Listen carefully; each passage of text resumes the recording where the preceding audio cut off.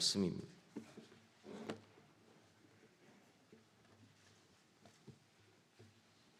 시편 78편 1절에서 11절까지 있는 말씀을 우리 한 절씩 교독합니다. 내 백성이여 내 율법을 들으며 내 입의 말에 귀를 기울일지어다. 입을 열어 비유로 말하며 예로부터 감추어졌던 것을 드러내려 하니 이는 우리가 들어서 아는 바요 우리의 조상들이 우리에게 전한 바라. 내가 이를 그들의 자손에게 숨기지 아니하고 여호와의 영예와 그의 능력과 그가 행하신 기이한 사적을 후대에 전하리로다. 여호와께서 증거를 야곱에게 세우시며 법도를 이스라엘에게 정하시고 우리 조상들에게 명령하사 그들의 자손에게 알리라 하셨으니 이는 그들로 후대 곧 태어날 자손에게 이를 알게 하고 그들은 일어나 그들의 자손에게 일러서 그들로 그들의 소망을 하나님께 두며 하나님께서 행하신 일을 잊지 아니하고 오직 그의 계명을 지켜서 조상들 곧 완고하고 패역하여 그들의 마음이 정직하지 못하며 그 심령이 하나님께 충성하지 아니하는 세대와 같이 되지 아니하게 하려 하심이로다. 에브라임 자손은 무기를 갖추며 활을 가졌으나 전쟁의 날에 물러갔도다. 그들이 하나님의 언약을 지키지 아니하고 그의 율법 준행을 거절하며 다같이 여호와께서 행하신 것과 그들에게 보이신 그의 기이한 일을 잊었도다. 아멘. 사랑하는 성도 여러분, 우리가 너무나 익숙한 고향을 떠나 낯설고 어색하고 참 살기 어려운 이 미국 땅에 와서 우리가 치열하게 살고 있습니다. 이민 온 분들이 흔히 하는 말이 있습니다. 내가 이민 생활을 글로 쓰면 책 한 권으로 부족하다. 만약 내가 한국에서 이렇게 살았더라면 나는 벌써 성공하고도 남았을 것이다. 이런 말을 많이 사용합니다. 저도 1992년 6월 12일 날 JFK에 도착하고 펜실베니아에 도착한 후에 34년이라는 세월을 지나고 한국에서의 세월보다 미국에서의 세월이 더 길어지면서 그분들이 했던 말이 이제 좀 실감이 갑니다. 정말 미국에 살게 된 사람들의 사연과 이유를 들어보면 그 분들마다 다 다릅니다. 정말 수천 수만 가지의 사연들이 있습니다. 그렇지만 오늘 이곳에 함께 모인 여러분들은 그 어려운 시절을 버텼고 여기까지 오게 된 것 또 수고하셨고 또 잘 하셨습니다. 우리가 왜 이 땅에 왔습니까? 우리의 조국이라는 한반도를 떠나서 우리는 왜 이곳에 정말 익숙치 않는 곳에 와서 땀 흘리고 수고를 합니까? 한국에 있으면 하지 않을 그런 일들도 왜 여기 사고 있습니까? 나그네처럼 이방인처럼 늘 우리는 그런 마음으로 우리가 왜 살아갑니까? 아마도 그것은 부모의 한결같은 마음, 자녀 때문일 것입니다. 내 자녀가 좁은 한반도에 갇혀 있지 않고 좀 세계적인 사람이 되고 또 경제적인 안정을 누리고 좀 한반도가 그 주위에 있는 나라들 혹은 세계 정세에 조그마한 풍랑이 일어도 휘청휘청거리는데 좀 더 강력하고 안전한 미국에서 좀 살았으면 좋겠다. 그런 마음으로 우리는 이 힘든 이민 생활을 버텨낸 것 같습니다. 근데 오늘 우리는 좀 더 솔직하게 질문하고 정직하게 대답할 필요가 있겠습니다. 우리가 자녀를 위하여 그렇게 밤낮 수고하는 동안에 우리의 자녀들은 어떤 상태가 되었습니까? 과연 우리는 자녀를 위한다고 하면서 자녀들에게 지금 무엇을 선물로 주고 있습니까? 어떤 미래를, 어떤 유산을 그들에게 주고 있습니까? 정직하게 노력하고 자유민주주의 사회 속에서 내가 노력한 만큼 이득을 얻는, 그래서 누구든지 미래를 꿈꿀 수 있는 아메리칸 드림을 주기 위해서 우리가 노력했는데, 실제 우리의 자녀들의 영적인 형편은 어떠 합니까? 경제적인 안정, 세계적인 인물, 여러분, 이런 아메리칸 드림의 마지막 종착적이 어디입니까? 우리의 자녀들이 과연 거듭났습니까? 과연 그들이 하나님의 나라 백성입니까? 우리는 그들에게 지금 어떤 유산을 물려주고 있습니까?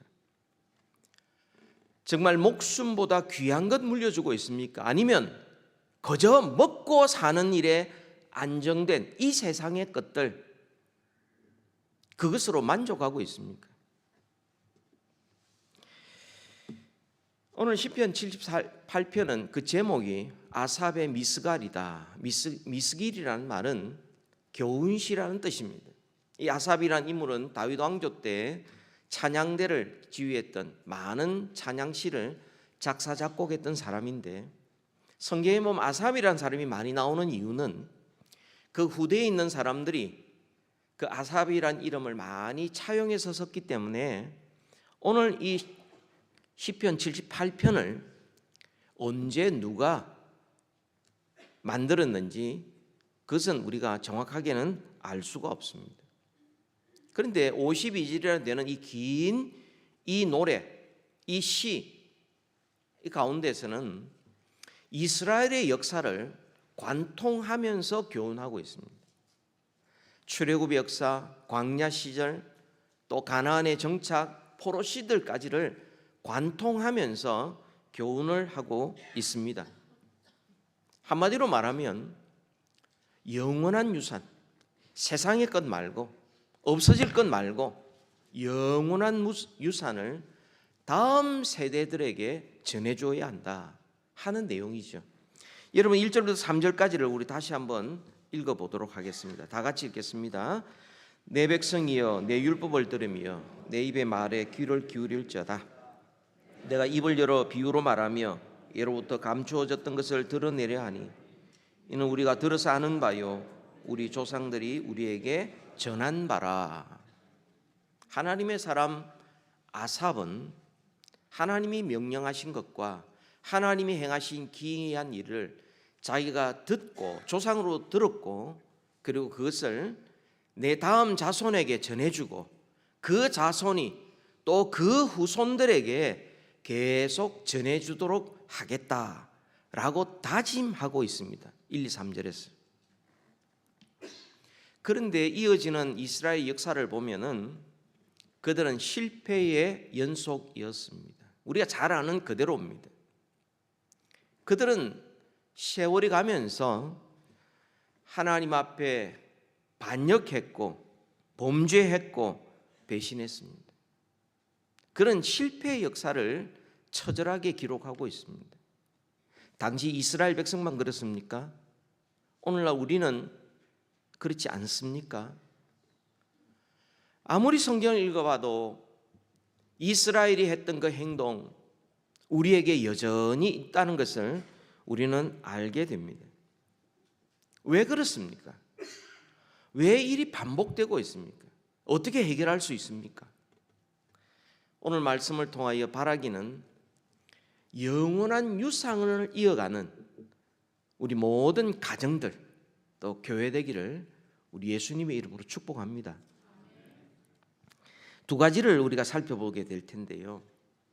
부모들은 자녀의 미래에 대해서 왜 불안해합니까? 왜 염려합니까?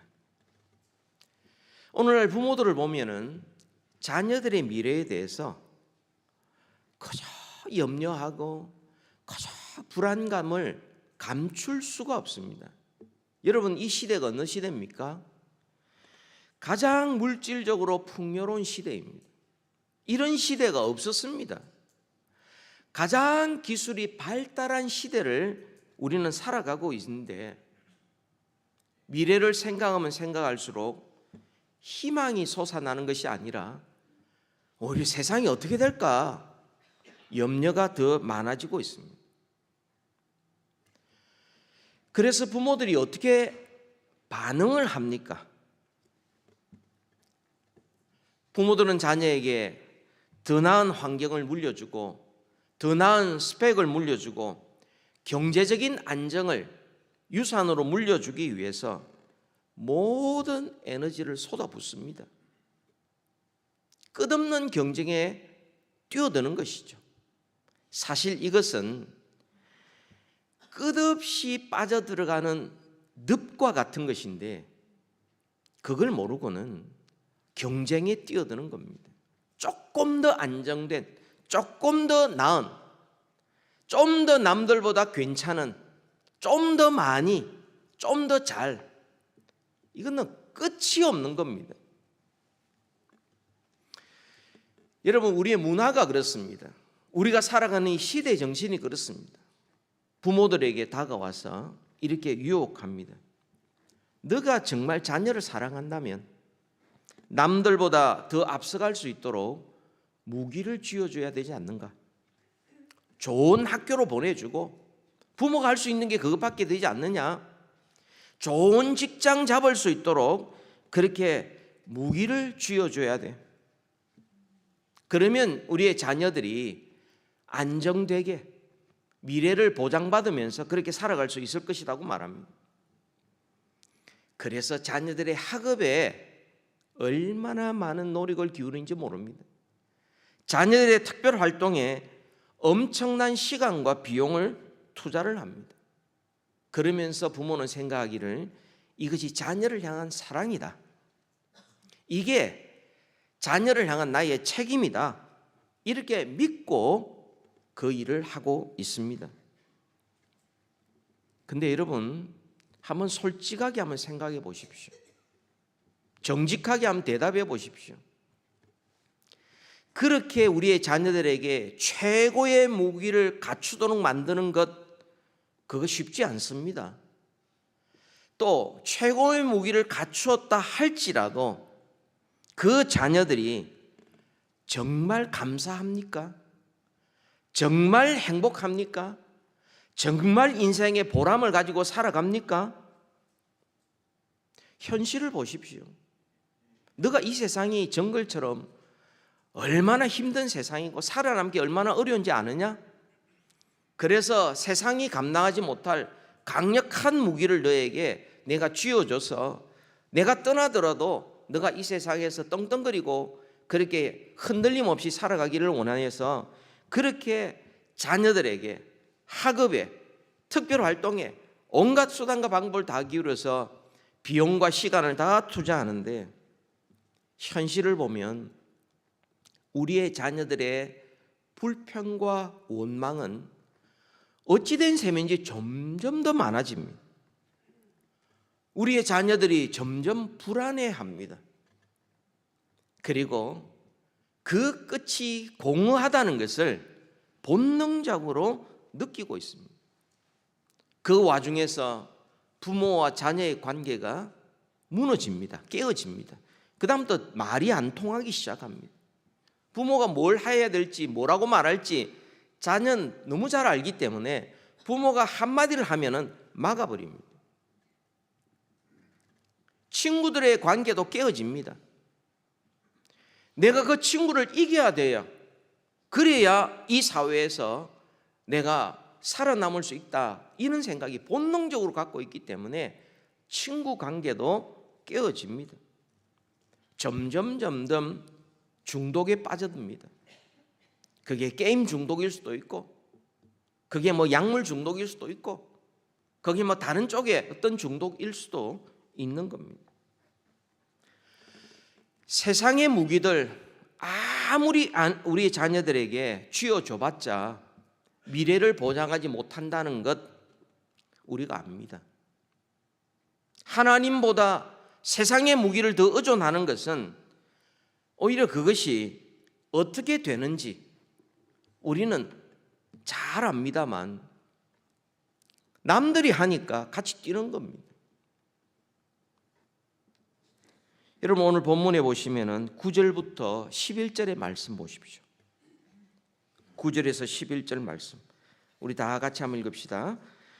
에브라임 자손은 무기를 갖추며 활을 가졌으나 전쟁의 날에 물러갔도다. 그들이 하나님의 언약을 지키지 아니하고 그의 율법 준행을 거절하며 여호와께서 행하신 것과 그들에게 보이신 그의 기이한 일을 잊었도다.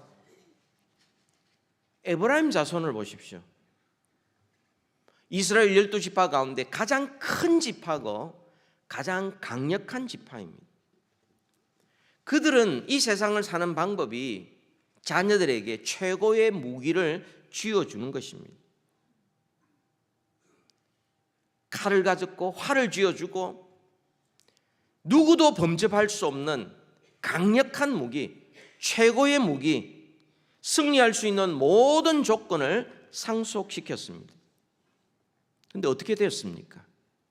결정적인 위기가 찾아왔을 때 무기력하게 무너졌습니다. 왜 그렇습니까? 이유가 뭡니까? 여러분 11절에 보니까 여호와께서 행하신 것과 그들에게 보이신 그의 기이한 일을 잊었도다. 무기가 없어서가 아니었습니다.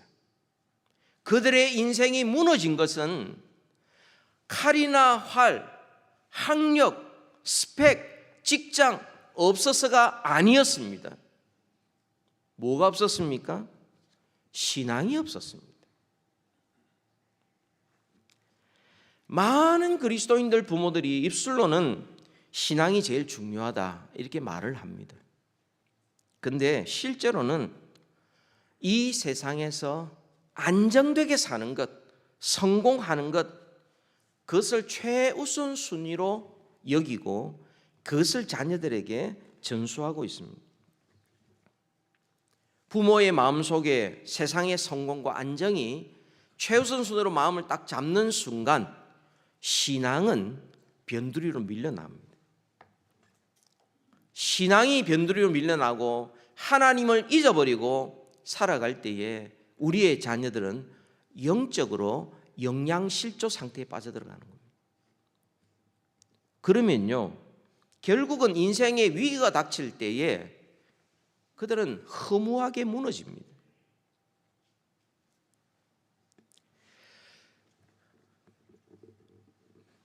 부모의 급소가 자녀다 이런 말이 있습니다. 사람에게 급소가 있지 않습니까? 찌르면 꼼짝 못하는 게 있잖아요. 부모에게 급소는 자녀다 이런 말이 있습니다. 뭐 여러 가지 노인들에게 급소는 건강이다 이런 말도 있고요. 남성에게 급소는 성이고 여성에게 급소는 미다 뭐 이런 말도 있습니다. 그런데요, 부모에게 자녀는 급소 이상입니다. 우상입니다. 우상. 우상이란 말은 여러분 팀 켈러가 이렇게 정의를 합니다. 만약 그것이 없으면 내 자녀가 행복할 수 없다고 믿는 모든 것, 그게 우상이다라고 말합니다.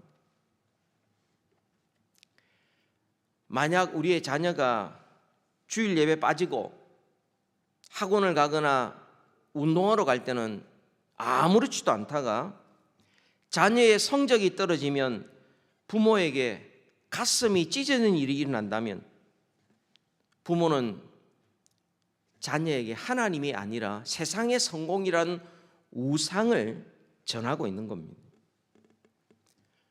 하나님보다 더 중요한 것이 이 세상에 너무 많다. 그걸 가르치고 있는 겁니다. 자녀는요, 부모가 하는 말은 별로 듣지 않습니다. 듣는 척할 따름이죠.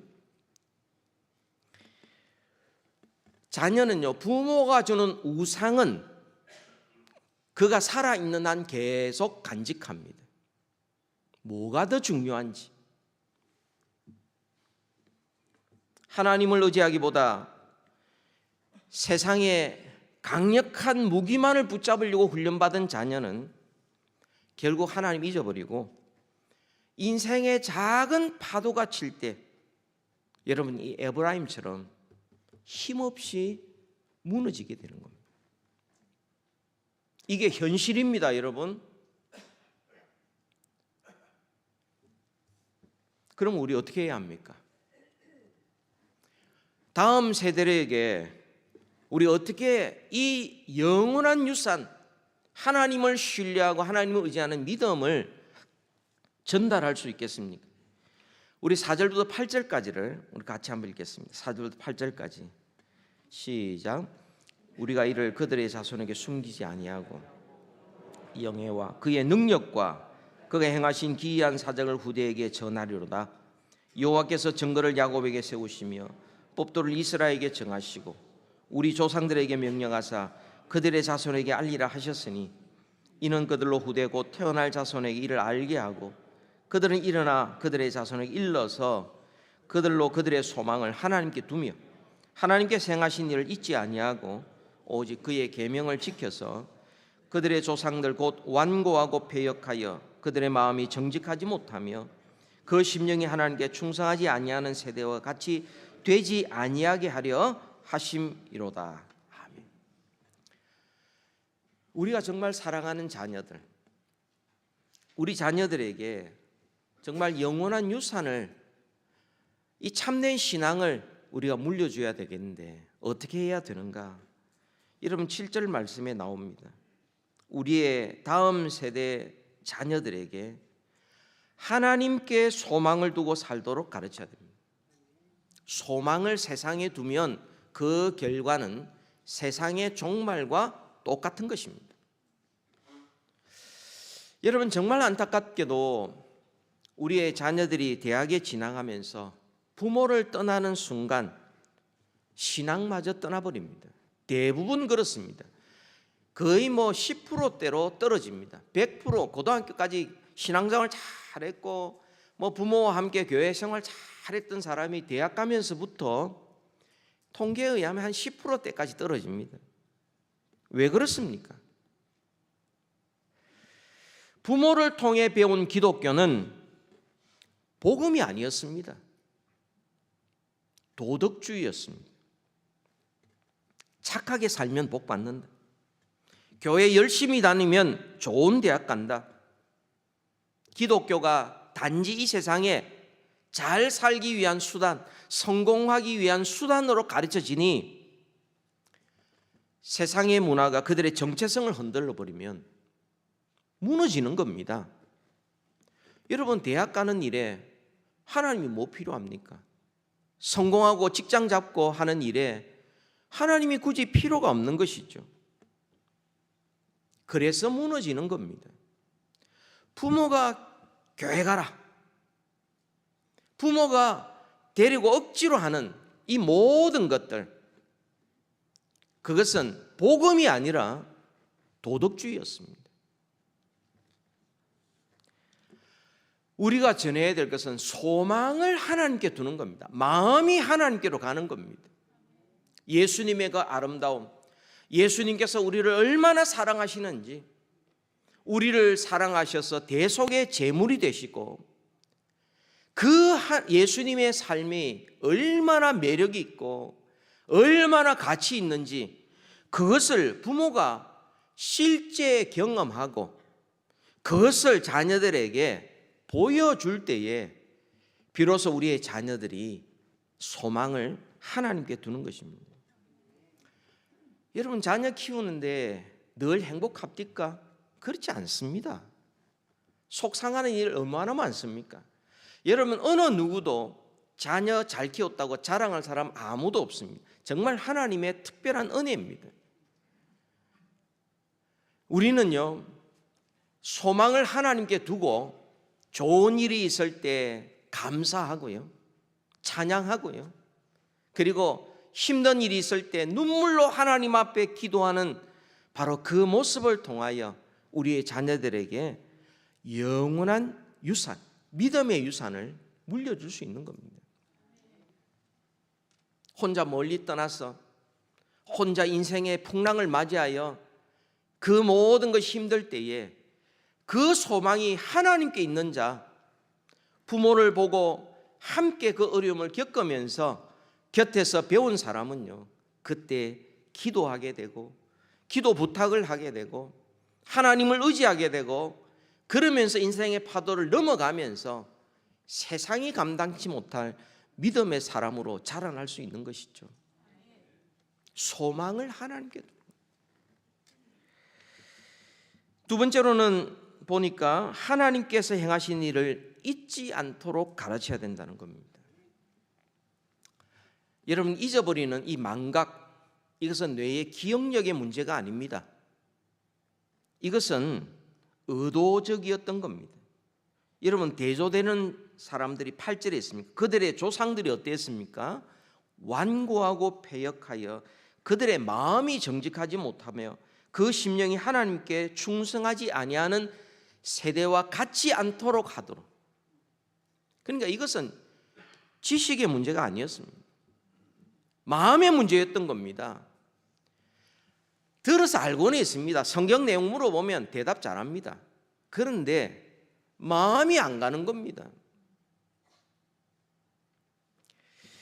하나님이 어떤 분인지 아는 만큼 자신을 알게 되고, 하나님이 행하시는 일을 더 알게 될 만큼 하나님을 신뢰하게 되고, 하나님의 은혜와 하나님의 도우심을 알면 알수록 더 하나님을 의지하게 되고 범사에 감사할 수 있는 겁니다.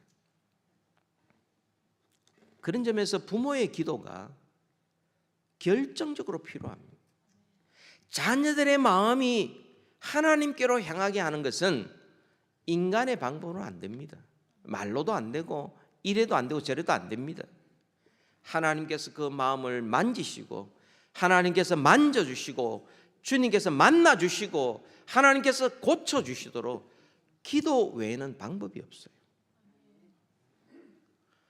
여러분, 우리 부모들이 자녀들을 위하여 할 수 있는 것 뭡니까? 기도. 제일 중요한 거 기도입니다.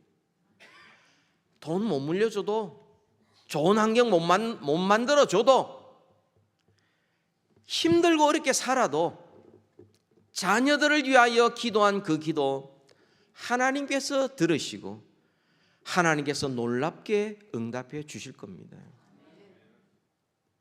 학교 성적, 여러분 살아보니까 그게 뭐 중요합니까? 어느 학교 출신, 그게 뭐 대단합니까? 어디서 세상에서 내가 뭘 했고 어떤 지위를 가졌고, 여러분 아무것도 아닙니다.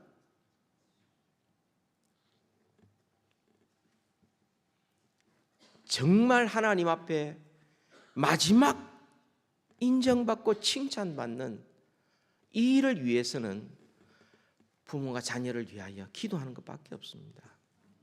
예루살렘 여인들이 예수님이 십자가에 달리시는 걸 보고는 막 울고불고 할 때에, 여인들아 날 위하여 울지 말고 너희와 너희 자녀를 위하여 울라. 이 시대가 얼마나 험악합니까? 얼마나 간사합니까? 우리의 자녀들 기도할 때에 하나님께서 그들을 머리부터 발끝까지 무장시켜 주시고 동행해 주신다면 세상에 뭐가 겁납니까? 여러분, 또한 마지막으로 하나님의 말씀을 잘 지키도록 가르쳐야 합니다. 가르치지 않으면 자녀들은 하나님을 알지도 못하고 그의 능력을 깨닫지도 못합니다. 하나님 모르면 자기 의지하게 되죠.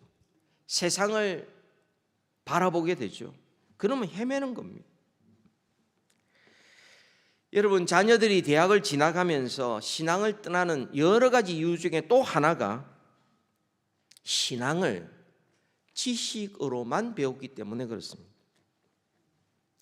부모들이 하는 착각이 뭐냐면 자녀들에게 물어보면 대답을 잘합니다. 그러면 신앙대로 사는 줄 알아요. 대답 잘하는 거하고 사는 거하고는 다른 겁니다. 자녀들이 자기가 믿는 바를 자기 말로 설명할 수 있도록 만들어 줘야 합니다. 우리가 완벽하지 않아요. 부모가 뭐 다 알고 뭐 신학 교수나 목사처럼 뭐 이렇게 뭐 대답할 것이 싹 준비돼서 아닙니다. 함께 고민하고 함께 하나님의 말씀을 찾고 모든 우리 주위에 일어나고 있는 문제들에 대해서 주제들에 대해서 성경 말씀에 근거한 답변을 찾으려고 애를 써야 하는 겁니다. 복음이 뭔지, 은혜가 뭔지, 구원이 뭔지, 인간이 어떤 존재인지, 인생에 사는 목적이 뭔지, 또 직장 생활 한다는 건 뭐며, 결혼이 뭐며, 우리 주위에 지금 일어나고 있는 전쟁에 대해서, 이념에 대해서, 정치에 대해서, 환경에 대해서, 가난에 대해서 자녀가 자기 말로 표현하고 설명할 수 있도록 만드는 것이 하나님의 말씀을 지키도록 가르치는 일입니다. 그냥 지키는 거 달달 외워가지고 원하는 대답하게 만들면요, 돌아서서 딴짓합니다. 자녀들과 대화할 때도 부모가 제일 많이 하는 실수가 뭐냐면 빨리 판단하고 정죄해버리는 거죠. 자기가 하나님처럼 서가지고 틀렸다 맞다 그러면 안 돼 이러면서 자기가 판단하고 정죄해버리는 거예요. 그 다음부터 말 안 합니다. 우리가 그렇게 컸거든요. 우리 부모들이 우리를 그렇게 가르쳤기 때문에 할 수 있는 게 그것밖에 없어요. 우리의 자녀들은요, 얼마나 치열하게 사는지 모릅니다. 그들을 이해하고 용납하는 자세로 좀 부족해도 자기 말로 자기가 믿는 바가 뭔지 그것을 설명할 수 있도록 만들어 주어야 하는 겁니다. 자녀들에게 대화 안 되는 거, 그런 주제를 다른 사람하고 대화한다, 그건 더 안 되는 거죠. 자녀들과 대화 안 되면 먼저 자녀들과 신뢰를 회복해야 합니다. 용납해 주는 거, 사랑해 주는 거, 기다려 주는 거, 들어 주는 거. 부모는 자녀들의 말을 듣지 않으면서 너는 내 말을 들어라, 그거 안 듣습니다. 우리는 다음 세대들에게 전해줘야 될 영원한 유산을 우리는 받은 사람이고 이것을 전해줘야 합니다. 우리는 세상에 무기를 쥐어주고 세상과 싸워라, 아닙니다. 하나님을 의지하는 믿음의 유산을 우리 자녀들에게 전해주어야 합니다. 하나님이 우리의 영원한 소망이시고 영원한 하나님이 우리와 함께 하실 것이고, 그리고 하나님의 말씀은 영원한 진리이기 때문에 어떻게 하든 이 진리가 우리를 자유케 하고 우리로 하여금 이 세상을 아름답게 변화시키는 유일무이한 진리요 영원한 길로 안내할 거라는 것, 이것을 부모부터 확신하고 우리 자녀에게 가르칠 때에 우리의 가정과 우리 교회가 영원한 믿음의 유산이 이어지게 되고 정말 하나님 나라를 경험하고 또한 하나님 나라를 땅에 임하게 하는 일에 소중하게 쓰여지는 신앙의 명문가가 될 것입니다. 이런 은혜가 있기를 주님의 이름으로 축복합니다. 우리 이 시간 잠시 우리 교회의 변병용 집사님의 가정 예배 영상을 함께 잠시 보겠습니다.